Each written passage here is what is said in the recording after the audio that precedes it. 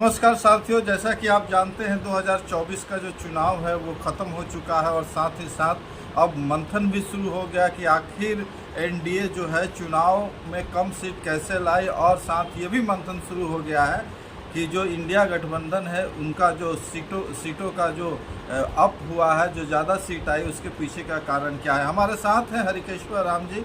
हम बातचीत करेंगे। जिस तरह मोदी जी का चुनावी नारा था कि 400 पार 400 पार 400 पार, और जिस तरह इंडिया गठबंधन ने इस 400 पार को उलट दिया, कहा कि संविधान बदलने के लिए 400 मांगा जाता हो, इस तरह का नैरेटिव सेट किया गया है। साथ ही साथ मोदी जी का आरोप ये भी लगा कि कैसे ओबीसी का आरक्षण छोड़ के ओबीसी का जो आरक्षण उसको ख़त्म करके जो है अल्पसंख्यकों को दिया जाएगा। ये भी बहुत बड़ा मुद्दा बन के सामने आया और जो रिजल्ट आया है उसके बारे में हम लोग विस्तार से बातचीत करेंगे।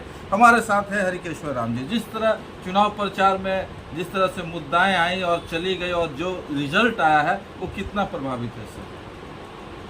देखिए, ऐसा है कि बीजेपी ने जो प्रारंभिक दौर में जी अपना जो नैरेटिव सेट करने का कोशिश किया जी कि 400 पार करने का मतलब कि अब हमारे सामने कोई लड़ाई में नहीं है, हम इस लड़ाई को जीतने जा रहे हैं और ये लोग कहीं लड़ाई में है नहीं, ठीक है। जी जी लेकिन विपक्षी दलों ने, इंडिया गठबंधन ने उनके इस 400 पार के नारा को एक तरह से डाइल्यूट कर दिया और ये कहते हुए कि आखिर बीजेपी को 400 पार क्यों चाहिए। 272 में भी सरकार बन सकती है और इनको चाहिए 400 पार। इसका मतलब है कि बीजेपी 400 पार इसलिए चाहती है कि ताकि सरकार इनकी आ जाए, 400 पार ज़्यादा सीट आ जाए, 2/3 से ज़्यादा, और हम संविधान को बदल दें और जो SC ST OBC का आरक्षण है उसको हम खत्म कर दें। तो ये नैरेटिव मान लें कि चला। जब ये नैरेटिव जब तेज हो गया, रेस हो गया, लोगों के दिमाग में बैठ गया कि नहीं, बात तो सही हो रहा है, कि लगता है कि संविधान बदल देंगे मोदी जी।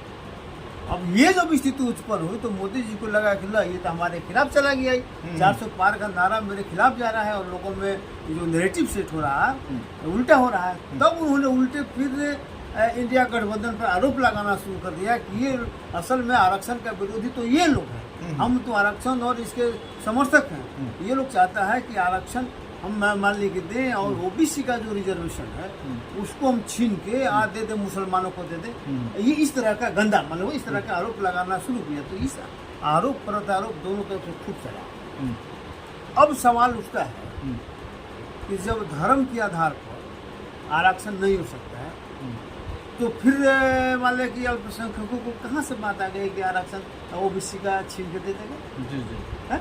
वो तो ओबीसी में रिजर्वेशन में हिंदू भी है, ओबीसी और मुस्लिम भी है। जी जी यहाँ पर रिजर्वेशन तो बहुत पहले से मान लें कि लागू है, यूपी में लागू, हर एक जगह लागू है।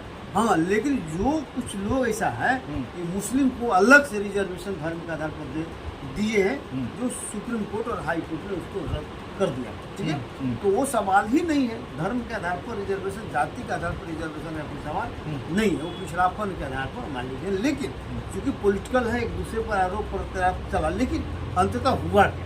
बीच बीच में सर बयान आते रहा कि हम संविधान, कई नेताओं का बयान नहीं फंस गए ना, इसलिए चूंकि उनको जवाब देना पड़ गया, इसलिए नैरेटिव सेट हो गया, उनको जवाब देना पड़ गया कि नहीं, संविधान और आरक्षण तो हम जिंदगी में हम कभी खत्म नहीं होने देंगे जब तक हम जिंदा है। इस तरह के आया जो पिछले बार जो चुनाव का रिजल्ट आया और जिस तरह संविधान को मान्यता दिया गया, जिस तरह संविधान को लोग कहने लगे कि नहीं, हम संविधान खत्म नहीं होने देंगे, संविधान को कुछ नहीं होगा। वही तो मैं कह रहा हूँ, जो रिजल्ट आया, हाँ, उसके बाद ये सब नहीं रिजल्ट जो है तो रिजल्ट का परिणाम क्या बताता है?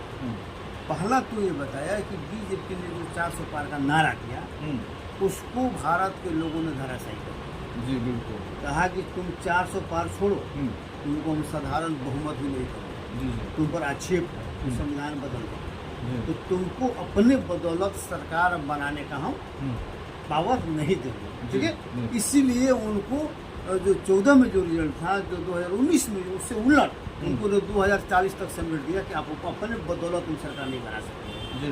मतलब उनको एक तरह से कटेल कर दिया, उनके पावर को, उनकी शक्ति को कटेल कर दिया आम भारत के लोगों ने, पहला। दूसरा ये माने को हुआ कि जो इंडी गठबंधन के लोग थे, ये लोग जोर जोर से जो नारा लगा रहे थे, उनको ये लग रहा था कि जैसे ही आरक्षण और संविधान के विरुद्ध में उधर जो वोटिंग हुआ तो हमको फायदा हो जाएगा, हमको मेजोरिटी आ जाएगा, हम सरकार बना। लेकिन भारत के लोगों ने उनको भी कहा कि नहीं तुमने और बीजेपी में अंतर है।